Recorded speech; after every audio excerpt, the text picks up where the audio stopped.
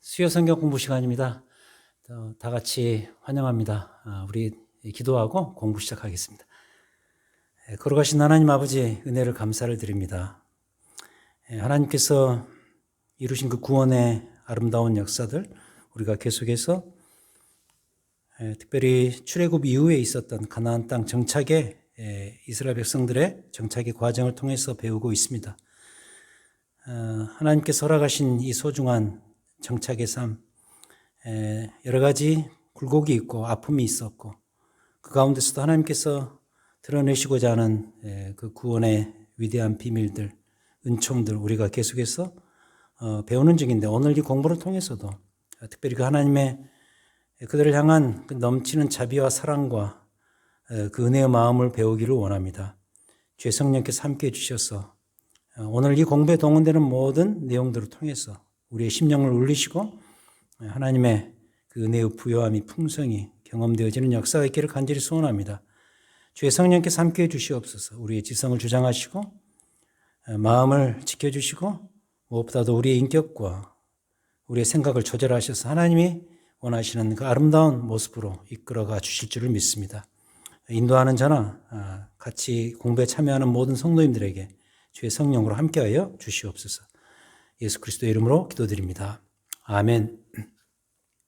우리가 계속해서 이스라엘 백성들이 출애굽한 이후에 가나안 땅 들어가서 그들이 어떻게 정착했는가 그 역사를 배워왔습니다. 오늘은 6번째 시간인데 특별히 아픈 역사죠. 그들이 여호수아의 죽음 이후에 그 여호수아를 통해서 그들에게 전달되었던 그 모세의 율법을 잘 지키고 순종하면서 살아가야 했었는데 이제 그러지 못한 아픈 역사 사사기를 우리가 계속 배우고 있습니다. 지난주는 그 사사 시대가 어떤 시대였는가를 배경적으로 살펴봤고 그 특징들에 대해서 우리가 공부를 했습니다.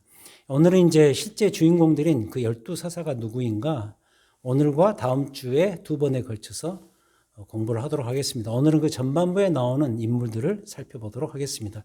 먼저 말씀드리고 싶은 것은 오늘은 글자 그대로 성경 공부입니다. 그래서 이미 숙제로 내드린 사사기 3장부터 9장까지 내용을 우리가 중요한 부분을 찾아서 보도록 하겠습니다. 많은 인물이 나오고 많은 정보들이 제공되고 그리고 우리가 친숙한 그런 스토리도 있지만은 친숙하지 못한 그런 스토리도 있거든요. 그럴 때 이 성경 내용들을 이렇게 우리가 살펴보면서 배워가도록 하겠습니다. 다시 말씀드리지만 지난주 우리는 사사시대의 3가지 특징을 배웠습니다. 여러 가지 또 다른 특징들이 있겠지만은 제가 3가지로 그때 정리를 해드렸죠. 첫 번째는 화근의 열매, 두 번째는 반복적 사이클, 그리고 세 번째는 각기 자기의 소견에 옳은 대로 행하였더라. 이 3가지 특징으로 요약을 했습니다. 이 화근의 열매는 뭐냐면 바로 이런 겁니다. 이스라엘 백성들이 가나안 땅 들어가서 정복을 하고 땅을 차지한단 말이죠. 그래서 차지한 그 땅을 12지파들에게 적절하게 분배를 했습니다. 그러면 분배받은 그 지파들은 그 땅의 거민들을 몰아내는 개척 사역을 계속 했어야 됩니다. 근데 그걸 제대로 하지 못하죠. 그걸 말해주는 대표적인 구절이 1장 28절입니다. 제가 지난주 동영상을 보니까 제가 잘못 인용을 했더라고요. 1장 33절을 인용했는데 그게 아니고 1장 28절을 보셔야 됩니다. 거기 보면 이렇게 기록하고 있습니다. 이스라엘이 강성한 후에야 가나안 족속에게 노역을 시켰고 다 쫓아내지 아니하였더라. 가나안 거민들을 못 쫓아낸 것도 뭐 있었겠지만 안 쫓아냈단 말이죠. 그 이유는 뭐냐면 지난주 말씀드린 것처럼 편리함 때문이었습니다. 농사를 지어보지 않는 이스라엘 백성들이 가나안 땅 들어와 보니 이미 농사를 잘 짓고 있는 농사 선배가 있단 말이죠. 그들이 가나안 땅 거민들이었어요. 그래서 그들을 쫓아내지 않고 그들과 동거하면서 그 펠트 니드라 그러죠. 감지된 필요를 충족시키기 위해서 그들과 동거의 길을 가는데 그게 결국 화근이 되어서 그 열매로 맺혀진 시대가 뭐냐? 그게 바로 사사시대다라는 것이죠. 두 번째 이 반복적 사이클에 대해서는 조금 이따 첫 번째 사사인 온니엘을 설명할 때 다시 말씀드리기로 하고요. 어쨌든 이 반복적인 사이클이 계속 일어났던 그 시대가 사사시대다라는 거고, 세 번째는 이제 제일 중요한 건데, 각기 자기의 소견에 옳은 대로 행한 시대였다.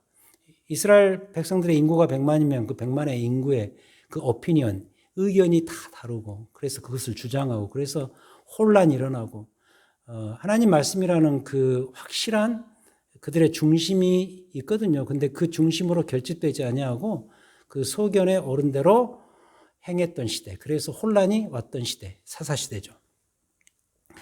자, 어쨌든 이 특징들이 무려 350년 동안이나 이스라엘 백성들을 지배했는데, 그런데 그 와중에 그 주역으로 활동했던 리더십이 누구냐? 지난주에 잠깐 설명해드린 사사들입니다.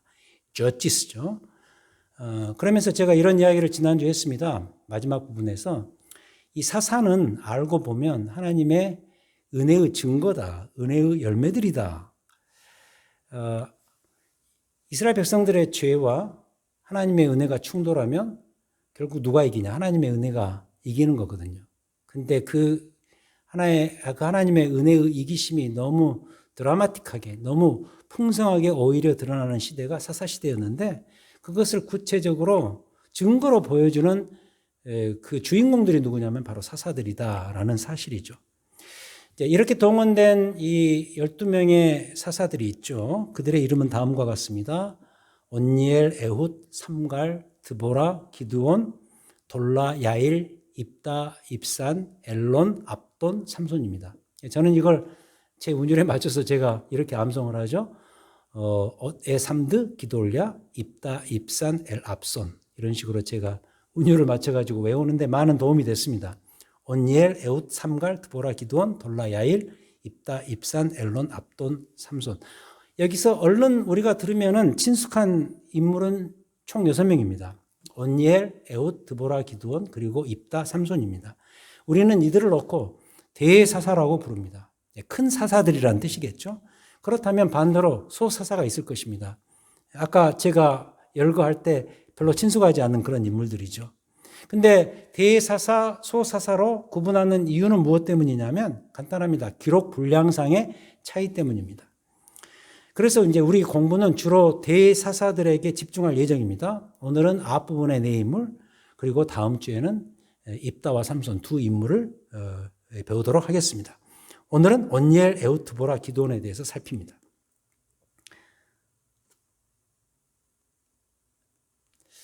이제 이렇게 나누는 이유는 화면에 나오는 이 표현 때문입니다. 상승 후 하강. 오늘 공부 뒷부분에서 더 설명을 드리겠습니다만은 기드온 이후에 아비멜렉이라는 문제적인 인물이 한 명 등장하거든요. 기드온 아들이었는데 그 인물을 우리가 이야기할 수밖에 없는 것이 바로 이 이유 때문입니다. 상승 후 하강. 그러니까 사사기는 후반부로 갈수록 점점 내려가는 역사였다. 상황이 더 악화된다는 것이죠. 다시 말해서 5번째 사사인 기드온까지는 그래도 좀 나았어요. 이스라엘 형편이. 근데 이제 기드온의 통치에 반기를 들고 일어났던 아비멜렉이 한번 난리를 칩니다. 그게 이제 9장 스토리가 그거고, 그리고 그 9장에 대한 설명을 잠깐 조금 후에 하겠습니다만은 이 사람이 난리를 친 후로는 상황이 아주 급격하게 나빠지고요. 그 이유는 이제 뒤에 가서 설명을 드리도록 하겠습니다만, 어쨌든 오늘은 그렇다는 거죠. 상승의 역사를 그래도 배우는 거예요. 뭐 계속 상승하는 건 아닙니다. 근데 쉽게 말해서 분위기가 좋아요. 이 사사들을 보면 위대한 사사라고 평가를 받을 수 있는 그런 요인들이 많습니다. 거기에 관련된 네 인물이 누구냐? 온니엘, 에훗, 드보라, 기드온. 대사사만 놓고 보자면 이 4명이고 거기에 추가로 소사사 3가를 추가시킬 수가 있겠어요. 그래서 이 상승의 역사, 그래도 괜찮았던 그 역사를 오늘은 배우는 날이 되겠어요. 그럼 그게 어떻게 그 모습이 전개되는가? 그 첫 번째 인물, 그리고 두 번째 인물인 온니엘과 에훗을 먼저 살핍니다. 3장이 바로 이 두 사람에 대한 이야기인데, 첫 번째 사사인 이 온니엘을 보자면, 아무튼 이 사람은 첫 번째 사사로서 이겁니다. 사사의 역할이 어떤 것인가를 보여주는 일종의 사사의 롤 모델입니다. 사사의 타입이죠. 전형이죠. 그래서 여기에서 사사기를 쓴 이 기록자는 의도적으로 아까 다시 말씀드리겠다고 약속했던 그 사사기의 반복적인 패턴이 여기서 그대로 보여집니다. 3장 7절을 보겠습니다. 첫 번째 사사 온니엘이 등장하는 부분을 이렇게 출발합니다. 사사기 3장 7절. 이스라엘 자손이 여호와의 목전에 악을 행하여 자기들의 하나님 여호와를 잊어버리고 바알들과 아세라들을 섬겼다. 항상 이 사사의 등장은 이런 식으로 패턴이 시작됩니다. 이스라엘 백성들이 가나안 우상들을 버리지 아니하고 그들을 섬겨요. 그리고 그들과 동거하면서 죄악들을 범하기 시작합니다. 그럼 그 다음에 어떤 일이 벌어지죠? 8절에서 여호와께서 이스라엘에게 진노하시겠죠. 심판하실 것입니다. 그래서 이스라엘 백성들을 어떻게 하나님이 처리하시느냐. 그 심판의 방식이 뭐냐. 메소포타미아 왕 구산 리사다임의 손에 파셨으므로 이스라엘 자손이 구산 리사다임을 8년 동안 섬기게 되죠. 그러니까 하나님의 심판의 방식이 뭐냐면 각 사사마다 있는 특징인데 그 주변 국가들 중에서 강대한 나라를 세워서 그 나라의 이스라엘 백성들을 파신다는 표현을 여기서 쓰잖아요. 넘기시는 거죠. 그러면 그들이 이제 이스라엘 백성들을 괴롭히기 시작하는 것이죠. 첫 번째 사사인 온니엘의 경우는 그 대적이 누구냐면 메소포타미아 왕 구산 리사다임인 것이죠. 자, 그렇게 되면 이스라엘 백성들이 이제 어떻게 하겠죠? 9절에 보면은 이스라엘 자손이 여호와께 부르짖습니다. 힘들고 어려우니까 하나님을 찾게 되지 않겠습니까? 여호와께 부르짖습니다. 우리를 살려주십시오. 우리를 좀 도와주십시오. 이렇게 기도하면, 간구하면 여호와께서 이스라엘 자손을 위하여 이 부분 한 구원자를 세워서 그들을 구원하게 하시죠. 그 구원자가 누구냐면 바로 사사예요. 첫 번째 사사는 누구냐? 그럼 온니엘인 것이죠. 온니엘은 누구냐? 갈렙의 아우 그나스의 아들 온니엘. 그러니까 이 온니엘은 갈렙의 조카가 되겠죠. 그에게 여호와의 영이 임합니다. 그가 사사가 되어서 나가서 싸웁니다. 그래서 메소포타미아 왕 구산 리사다임을 무찌르는 것이죠. 거기 보면 메소포타미아 왕 구산 리사다임을 그의 손에 넘겨준다는 그런 표현을 쓰죠. 그러니까 이스라엘 백성들이 죄악을 범할 때 이방 나라에게 그들을 파신 그 하나님께서 그들이 부르짖으면 하나님이 사사를 보내서 그 사사에게 그 이방 민족을 다시 또 넘겨주시는 것이죠. 그래서 이기게 하셔서 그 사사가 살아있는 동안, 통치하는 기간 동안에 이스라엘 백성들 가운데 태평성대가 찾아오는 것이죠. 이런 패턴을 온니엘의 경우를 통해서 확실히 그 틀을 보여주는 것이죠. 그래서 이 온니엘은 사사시대의 일반적인 틀이 무엇인가를 보여주고 그 대표자로서 온니엘을 여기서 소개하고 있는 것이죠. 그리고 기록 끝입니다. 그 다음에 에훗은 좀 달라집니다. 기록 내용이 조금 달라지기 시작합니다. 3장 12절부터 그 내용이 나오는데 상당히 우리가 얼른 보면 별로 불필요할 것 같은 그런 내용까지 상세하게 설명하면서 소개를 하죠. 예를 들자면 그가 왼손잡이였다든지 이 왼손잡이가 뭐 그토록 중요할까 하지만 그 왼손잡이 그 특징을 사용해서 그 에글론 왕을 죽이거든요. 그리고 그가 대적했던 모압 왕 에글론과의 관계가 이스라엘이 어떠했는가에 대한 설명도 나오고 뭐 저공을 바치지 않으면 안 되는 그런 분위기였습니다. 이런 설명도 나오고 특별히 이 두 번째 사사인 에훗이 이 에글론 왕과 사적으로 대면하는 기회를 가져서 그를 아주 그 잔인하게 죽이는 그런 장면이 아주 상세하게 기록이 되어 있거든요. 왜 이런 식으로 아까 그 패턴대로 쓰지 아니하고 온니엘의 경우에서 그 전형적인 패턴대로 이 에훗에 대한 내용을 기록하지 아니하고 이 필요 없을 것 같은 이런 내용들을 더 상세히 기록할까? 여러 가지 뭐 이유들이 있겠지만 그 시간 관계상 다 설명은 드리지 못하고 이런 내용들을 추가하는 그 이유는 무엇이냐면 바로 그 여기까지는 정말 사사다운 사사였다라는 것을 말하고 싶어서 그러는 거예요. 특히 에훗은 그 대적을 죽이는 그 장면을 아주 상세히 묘사하잖아요. 그는 굉장한 싸움꾼이었던 것 같아요. 그리고 소사사 삼갈을 보자고요. 삼갈. 3장 31절 가장 마지막에 그 에훗의 스토리가 끝나고 이런 이야기를 하고 있습니다. 에훗 후에는 아나스 아들 삼갈이 있어 소 모는 막대기로 블레셋 사람 600명을 죽였고 그도 이스라엘을 구원하였더라. 그도 역시 사사인데 이 삼갈의 특징이 뭐냐면 소 모는 막대기로 블레셋 대적을 600명을 죽입니다. 보통 싸움꾼이 아니죠. 참 좀 이렇게 우스운 장면 같기도 한데 어떻게 소 모는 막대기로 600명을 죽일 수가 있을까? 이런 생각이 들지 않습니까? 근데 이런 이야기를 하는 이유가 있어요. 그러니까 에훗은 죄송합니다. 이 첫 번째 사사인 언니엘은 사사의 전형으로서 그 일반적인 틀을 가지고 있고, 그리고 두 번째 사사인 에훗은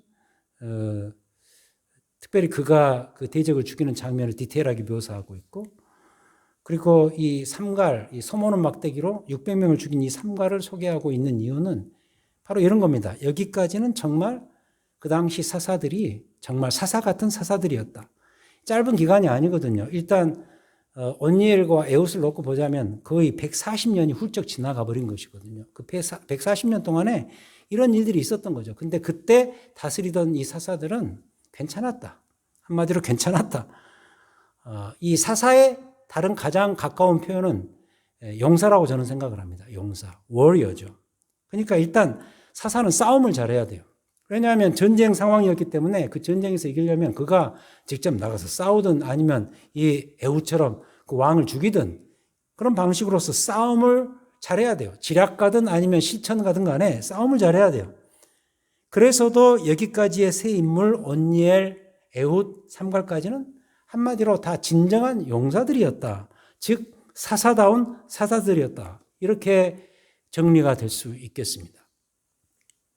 근데 이제 그 다음부터 문제가 생기기 시작하죠. 그 다음은 드보라죠. 여러분 잘 아시는 드보라인데 뭐 아시다시피 드보라는 여인이 아니겠습니까? 그래서 사사의 역할 가운데 이 싸움을 할 수 있는 위치가 아니었던 것 같아요. 이 드보라의 대적은 누구냐면 하솔 왕 야빈입니다. 근데 여기 보면은 야빈보다는 그의 부하 시스라라는 인물이 더 부각되거든요. 그 이유가 무엇 때문인가? 4장 1절을 보겠습니다. 4장 1절에 보시면 에훗이 죽으니 이스라엘 자손이 또 여호와의 목전에 악을 행하매, 역시 똑같은 패턴이죠. 이렇게 출발하는데 2절 여호와께서 하솔에서 통치하는 가나안 왕 야빈의 손에 그들을 파셔서 이스라엘 백성들을 파셨으니, 그러면서 이제 추가되는 기록이 뭐냐면 그의 군대 장관은 하로셋 학고임에 거주하는 시스라다. 이 시스라라는 인물을 왕 야빈 곁에 살짝 곁들여서 설명을 합니다. 그 이유가 3절에서 발견되는데 이렇게 말합니다. 야빈 왕은 철병거 900대가 있었다. 대단한 파워죠. 철기 문화가 이미 이때 있었다라는 증거가 되고요. 철병거 900대로 이스라엘 백성들을 꼼짝 못하게 하는 거예요. 그래서 4장 3절에서 그런 이야기를 하죠. 20년 동안이나 이스라엘 자손을 심히 학대했다. 굉장히 긴 기간 아니겠어요. 그동안 아무튼 꼼짝 못하고 있었던 것이죠. 그러니까 이제 이스라엘 백성들이 또 부르짖기 시작하죠. 그러자 등장한 사람이 누구냐?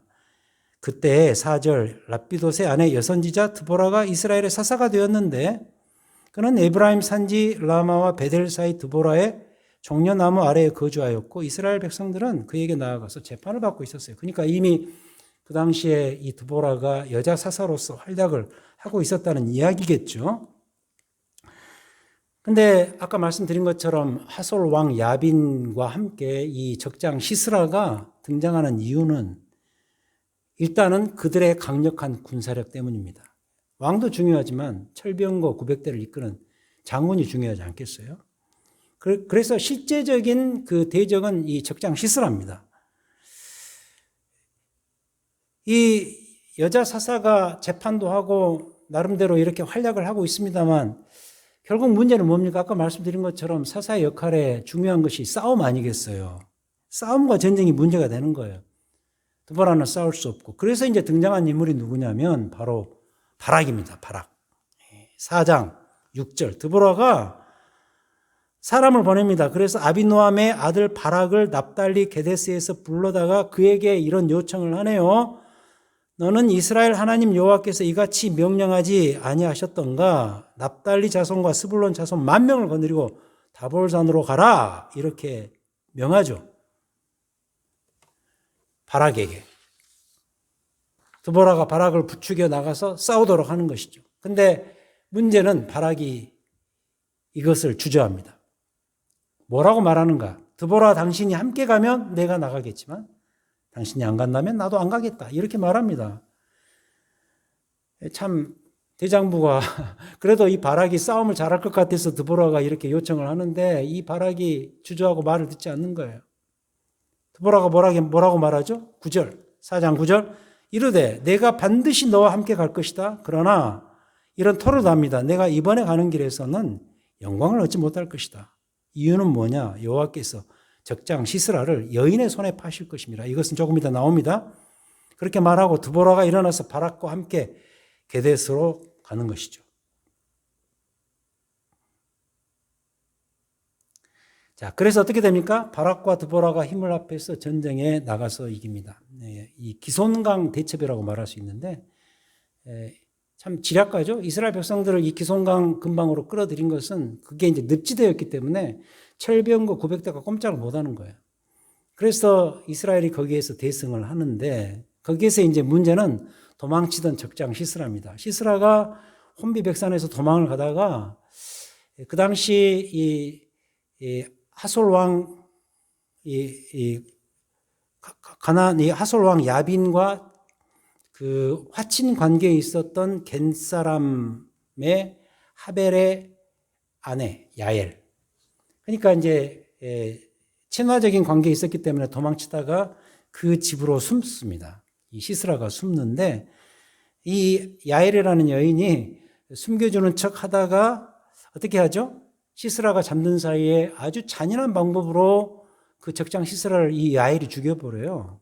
그 내용이 나오죠? 집에 말뚝을 빼가지고 이 관자놀이를 쑤셔가지고 아주 너무너무 잔인하게 그 여인이 이 시스라를 죽입니다. 사실 이 바락이 처리했어야 될 이 시스라를 여인이 결국 죽이는 것이죠. 그렇다면 이 부분은 무슨 이야기냐? 드보라에게서 시작된 이 전쟁이 이 야엘에게서 마쳐지거든요. 그렇다면 완전히 여인천하입니다. 화면에 나오는 것처럼 오죽했으면 여인들이 이런 거죠. 드보라와 야엘의 역할이 아주 돋보이죠. 얼른 보면 이건 굉장히 멋진 장면입니다. 그래서 우리가 이 드보라를 얼마나 칭찬합니까? 그리고 신앙적인 영웅으로 우리가 마음속에 두는 대표적인 인물 아닙니까? 그래서 이 이민사회에서 자녀들 가운데 애를 낳고 특히 딸을 낳으면 이 드보라 이름을 붙여주고 하는 그런 우리들의 이 습관이 있지 않습니까? 멋진 장면이죠. 이 자체만 놓고 보면. 그러나 어찌 보면 이 대목은 서글픈 장면이라고 말할 수가 있는 거예요.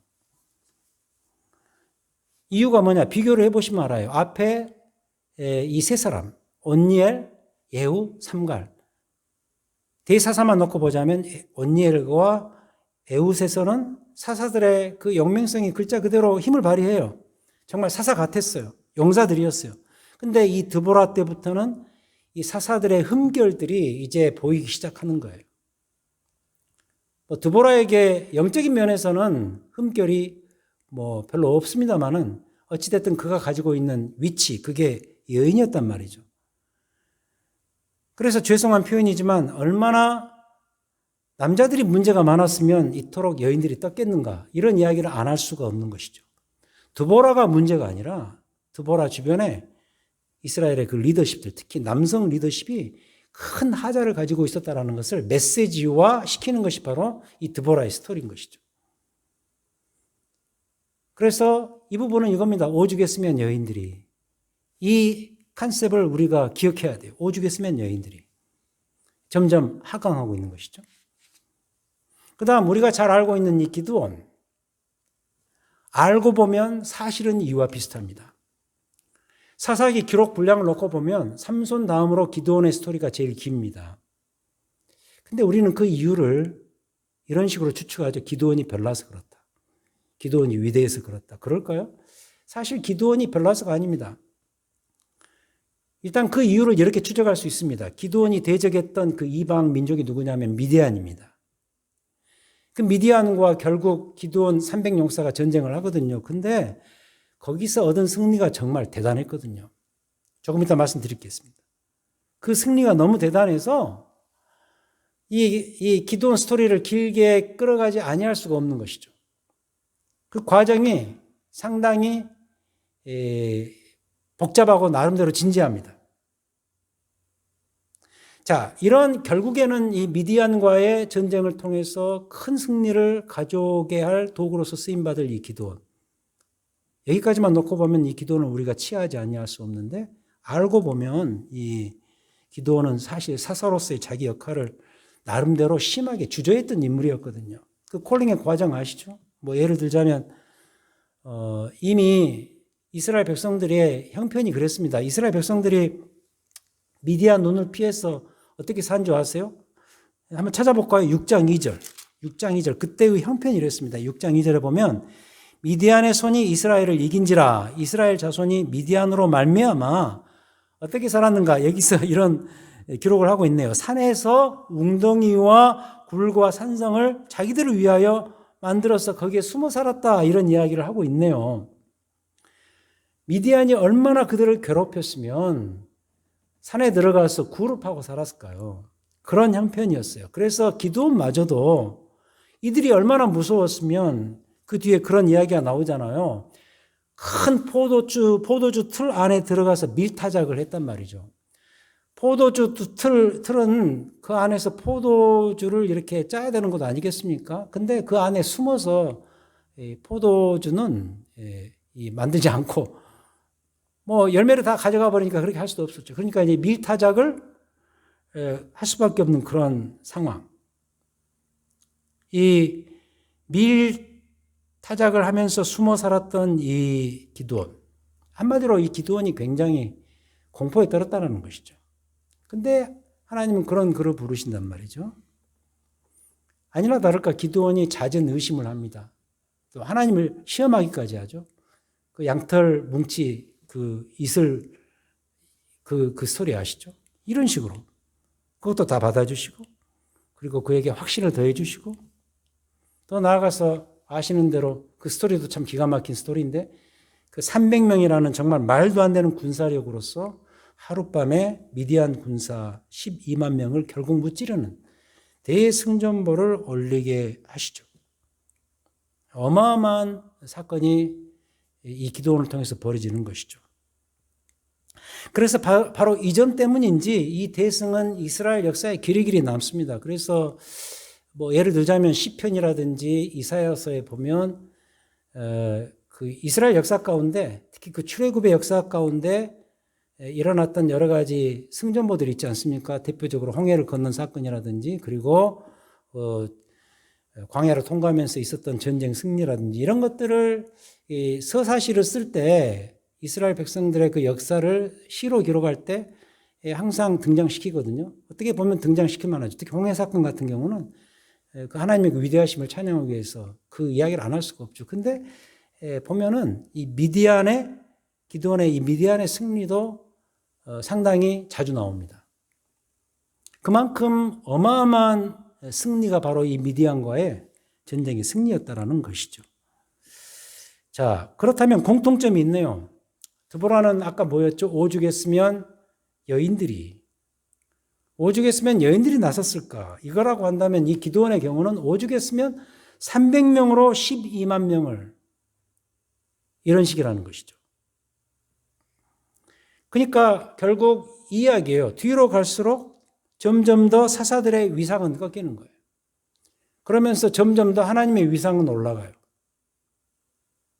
그리고 이 점은 그 다음 문제적 인물인 아비멜렉의 등장으로 훨씬 더 심각해집니다.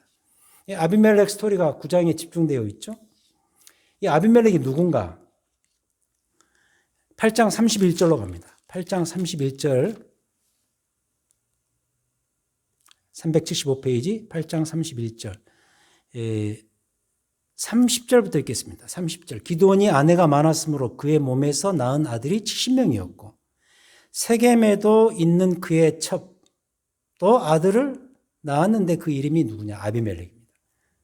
그러니까 아내를 많이 거느리고 있었던 기드온 무려 아들을 70을 낳았는데 그 중에 한 명이 누구냐면 세겜에 있는 첩에게서 낳은 아들 아비멜렉이라는 거죠.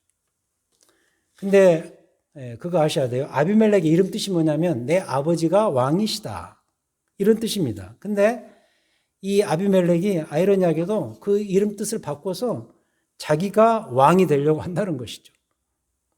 그래서 그가 난을 일으킵니다. 이 모친 쪽을 연결고리 삼아서. 그러니까 이 세겜 백성들을 자기 편으로 끌어들이고 특히 그 세겜의 귀족들을 꼬드겨서 선동해서 난을 일으켜요. 자기가 왕이 되려고. 그러고는 건너뛰어서 내전이 일어나는데 그로 인해서 내전으로 인해서 그가 이제 결국 죽게 되는데 그 데베스 전투에서 데베스 그 망대에서 한 여인이 던진 그 맷돌 돌짝에 맞아서 두개골이 깨지면서 아주 비참하게 죽죠. 그러고 9장의 이야기가 끝납니다. 그 스토리가 짧지 않아요. 아주 길게 온갖 추잡한 스토리가 다 나오고 참 굳이 이런 내용들을 기록할 필요가 있을까라는 그런 내용으로 쓰여져 있지만 그 모든 내용들을 쓴 이유가 무엇일까요? 그것도 기드온의 그 엄청난 승전보 이후에 아비멜렉의 그 스토리를 굳이 그렇게 길게 쓴 이유가 무엇일까요? 결국 그 인간들의 실패담, 좁게는 사사들의 실패담을 의도적으로 보여주고 싶어서 그런 것 같아요. 그래서 이 아비멜렉은 어떤 학자들은 사사로 일부 보기도 합니다. 그래서 이 사사의 축에 끼워주긴 하죠. 하지만 사사에 집어넣는다 하더라도 뭐 잠정적으로 통치를 했으니까 그런다 할지라도 이런 별명을 얻죠. 적사사.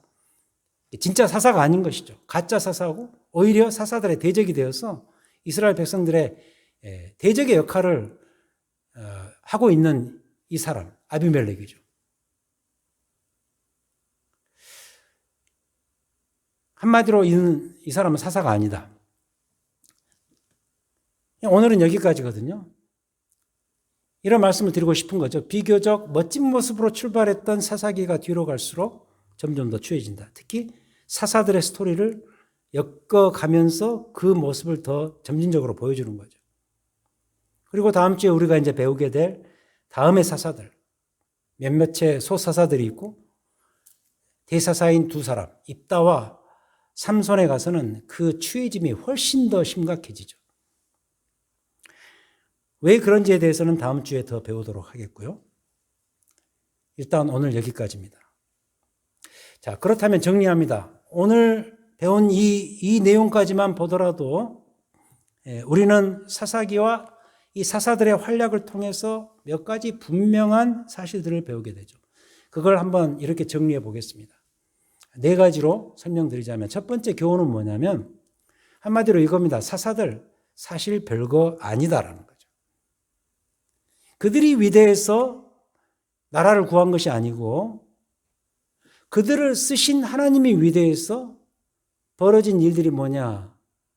사사들을 통해서 이루어진 사사기의 스토리다라는 것이죠. 하나님이 위대해서 그들의 나라를 하나님이 지탱시켜 주신 것이죠. 바로 이 점이죠. 자꾸 드리는 말씀이지만 죄가 창궐하고 죄가 상승하면 하나님의 은혜도 같이 상승해요. 하나님의 은혜도 더 커져요. 이게 충돌할 때 누가 이기냐? 하나님의 은혜가 이긴다 그랬잖아요. 하나님의 그 크신 이기시는 그 은혜가 무엇인가를 역으로 보여주는 스토리가 이 사사기라는 것이죠. 특히 오늘 배운 이 4명의 사사들을 통해서 우리는 그것을 배울 수밖에 없습니다. 특히 마지막 후반부의 두 사람 기드온과 이 드보라의 스토리에서는 그게 얼마나 탁월한 것인가를 우리가 배울 수 있죠. 지난주도 그런 적용을 했습니다만 지금 우리 시대가 그런 시대가 아닌가. 이 사사 시대에 가장 가까이 가 있는 그런 시대가 아닌가라는 이런 불길한 우리가 이야기를 나눈 적이 있습니다. 그렇다면 어쩌면 지금 이 시대가 하나님의 은혜가 더 크게 부각될 수밖에 없는 그런 시대가 아닌가라는 그런 또 우리가 추측을 해봐야 되겠죠. 하나님의 은혜가 어떤 방식으로 어떻게 쓰여질까? 하나님의 오죽했으면은 과연 어떤 것일까? 이것을 우리가 구하고 바라보지 않을 수가 없는 것이죠. 지금 이 시대 자체가 그것을 우리에게 충분히 암시해 주고 있다고 봅니다. 자, 두 번째는 뭐냐? 그럼에도 불구하고 사사들에게 우리가 배울 점이 있다는 거죠.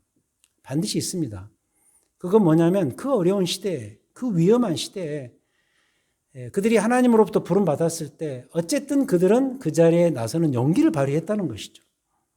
그들의 용기, 우리가 배울 필요가 있습니다. 그 용기의 다른 말은 화면에 쓴 것처럼 믿음입니다. 믿음. 그런 점에서 저는 이 사사들을 어쨌든 그 시대에, 그 어둠의 시대에 남은 자들이라고 저는 봅니다. 그때 렘넌트라 그러죠. 남은 자들. 구약 이스라엘의 역사를 보면 그 남은 자들이 활약했던 시대가 있어요. 특히 그 바벨론 포로 직전과 직후에는 그 남은 자들의 시대죠. 소수가 아닙니다. 다수가 아닙니다.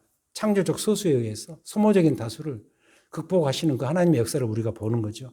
그렇다고 한다면 이 어둠의 시대인 사사 시대에도 이 사사들은 어쨌든 그 시대의 신앙의 남은 자들이었다. 우리가 그렇게 말할 수밖에 없는 것이죠.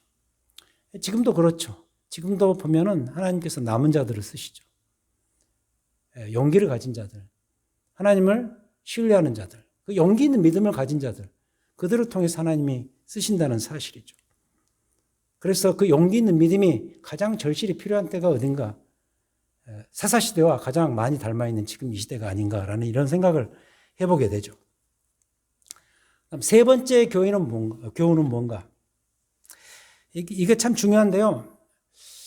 우리가 이 사사기를 읽으면 읽을수록 우리는 이면을 발견하게 되죠. 사실 용사 같지 않는 용사들인 사사들을 통해서라도 이스라엘 백성들을 위기에서 건지신 하나님의 은혜, 아까 우리가 3번, 2번에서는 은혜를 이야기했습니다만 1번에서는 여기서는 이렇게 표현해 보죠. 이스라엘을 위기에서 건지신 우리의 진정한 용사, 그분은 누구신가? 바로 하나님이시다. 그런 하나님을 신뢰해야 된다. 그런 하나님을 신뢰할 때 우리가 가져야 되는 마음은 뭐냐? 내가 믿는 그 하나님은 이 세상 영적 전쟁에서 우리를 이끄시는 우리의 커맨더요. 우리의 진정한 용사이시다.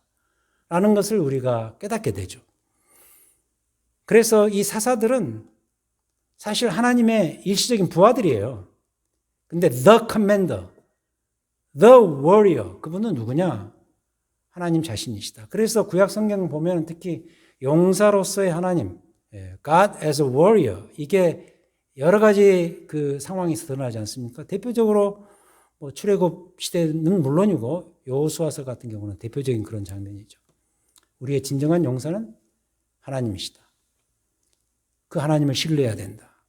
특히 영적인 전쟁을 해야 되는 그 시점에서는 우리의 진정한 대장은 하나님이시다. 이 사실을 믿고 우리가 나아가야 될 것이다. 우리가 그때 이미 배우지 않았습니까? 그 하나님의 전신갑주를 입은 그 군사의 이미지. 자, 그런 점에서 이제 마지막 네 번째 교훈은 우리가 좀 미리 당겨서 보는 내용이지만 결국 이 사사들은 뭘 말해주냐면 미래 진정한 용사 되시는 예수 그리스도를 미리 보여주고 미리 보여주는 그림자 역할을 한다는 사실이죠. 그래서 우리가 지금 사는 이 신약 시대에 우리의 진정한 용사는 하나님께서 이 땅에 진정한 용사로 보내신 우리 주 예수 그리스도시죠. 아까 말씀드린 에베소서 6장 우리가 이미 배웠죠. 에베소서 6장에 나오는 그 하나님의 군사의 이미지. 우리의 진정한 대장은 우리 주 예수 그리스도.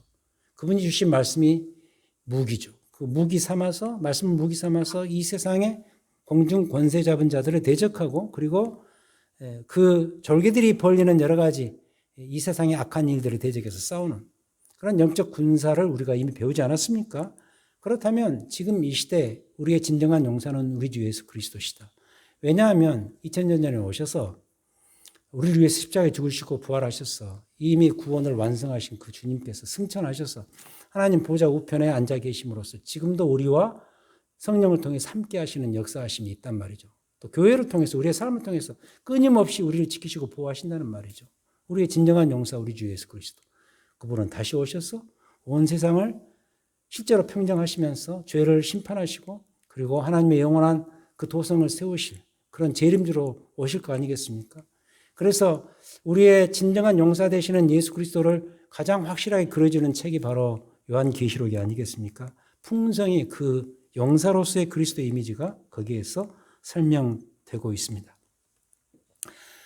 자, 그렇다면 이제 결론을 맺기를 원합니다. 오늘 공부의 결론 그리고 적용은 뭐냐면 이 방향으로 갔으면요. 화면에 나오는 이 이미 말씀드린 표현이죠. 오죽했으면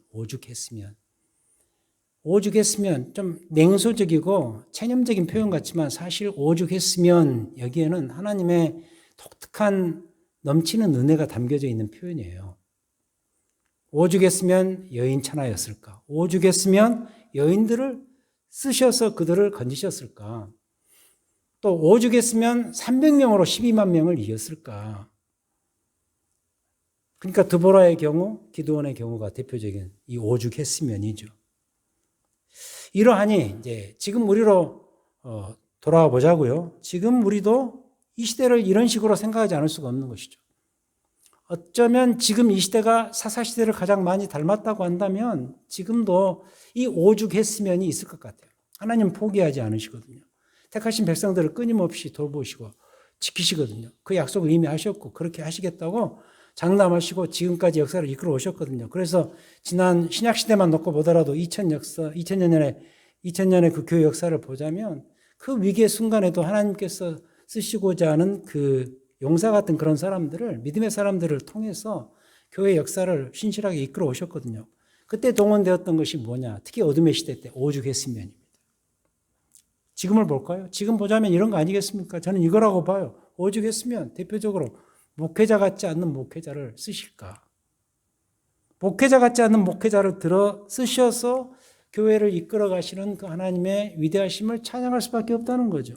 뭐 멀리 갈 필요가 있겠습니까? 저 자신을 보면 그런 생각이 들지 않을 수가 없어요. 저는 이런 생각을 해봅니다. 제가 목회자로 소명받아서 하나님 앞에 헌신한다고 했을 때 하나님이 과연 기뻐하셨을까? 김승희 너 정말 목회자감이야. 웰컴 이렇게 하셨을까라는 이런 생각. 왜냐하면 그때부터 지금까지의 내 모습을 보면 지금도 그래요. 지금도 문득 그런 생각이 들어요. 내 이런 모습으로 이런 생각으로 이런 자세로 살아가는데 내가 정말 목회자로서 온전할까? 과연 하나님의 은혜를 끼칠 수 있을까라는 이런 생각이 들거든요. 근데 뭐 이 시대에 얼마나 많습니까? 이런 일들이. 저는 이런 제안을 드리고 싶어요. 그래서도 목회자를 너무 영웅화시키지 마세요. 영웅 대접을 하지 마세요. 우리의 진정한 영웅은 누구냐면 그들을 쓰신 하나님이시라고요.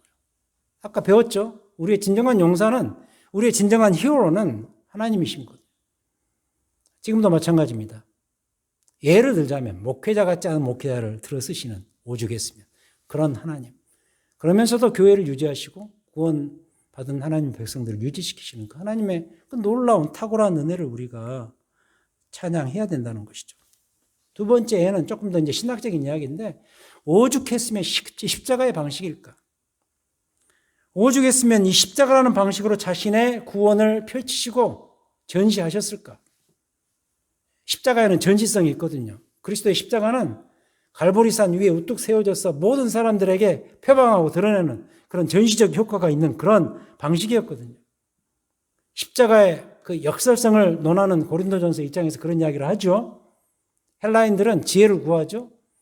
근데 그 헬라인들, 그 지혜롭다고 하는 사람들이 십자가를 봤을 때 당연히 우매하다고 말하는 거예요. 저렇게 우매할 수가 있을까? 어떻게 이 세상의 군주가 되고 왕이라고 자처하는 그 메시아가, 유대인들의 메시아가 저렇게 십자가에 매달릴 수가 있을까? 이건 말도 안 된다. 이런 이야기를 하죠. 그리고 메시아 사상을 꾸준히 가져왔던 유대인들에게는 표적이 아닌 거예요. 사인이 아닌 거예요. 어떻게 우리의 메시아, 우리의 왕이 이 세상, 이 유대 세계 굴림에서 우리 백성들을 건져야 되는데 저렇게 십자가에 참 그렇게 허무하게 매달려서 죽고 끝나버릴 수 있을까? 십자가는 이해가 되지 않는 역설적인 그런 방식이죠. 근데 기가 막힌 하나님의 지혜가 그 안에 있는 거죠.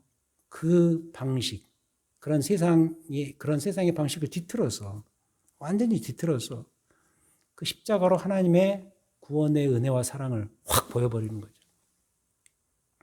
가장 아닌 것 같은 방식으로 가장 확실한 일을 해내신 그러한 하나님, 특별히 그것을 사건으로 보여주신 것이 십자가고 인물로 보여주신 것이 바로 예수 그리스도 이 땅에 오심이죠.